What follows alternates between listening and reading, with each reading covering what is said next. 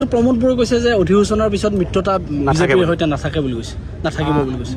প্ৰমোদ বড়োৰ লগততো মই কথা বতৰা পাতি থাকোঁ, গতিকে তেনেকুৱা কোনো কথা নাই। মোৰ লগত চবৰে ভাল, ব্যক্তিগত সম্পৰ্কটোৱে ডাঙৰ, গতিকে মোৰ লগত ব্যক্তিগতভাৱে সকলোৰে ভাল, আনকি মোক বেয়া পোৱা মানুহখিনিৰো মোৰ লগত ভাল। ৰাজনৈতিকভাৱে সম্পৰ্ক থাকিব নাথাকে। এই কথাখিনি ইলেকশ্যনৰ আগতে আপোনালোকে হাগ্ৰামা মহিলাৰীক লৈ সুধিছিলে, তেতিয়াও মই কৈছিলোঁ যে মোৰ লগত চবৰ ভাল, গতিকে মই চবৰ লগত ভালে কুশলে থাকোঁ, মই কাৰো লগত বেয়া নহয়। হ'ব ছাৰ, যিহেতু BPF আৰু UPPL ৰ মাজত আপোনালোকৰ দিছপুৰত মিত্ৰতা আছে, কিন্তু নিৰ্বাচনৰ সময়ত কিদৰে নিৰ্বাচনটো আপোনালোকে চলাই নিছে?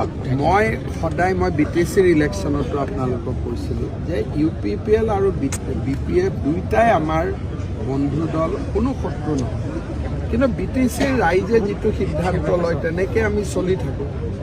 যদি দুয়োটা দলে ক'ৰবাত লগ লাগি আসনখিনি বুজাবুজি কৰি লয়, সেইটো বড়োলেণ্ডৰ কাৰণেও মংগল, অসমৰ কাৰণেও মংগল।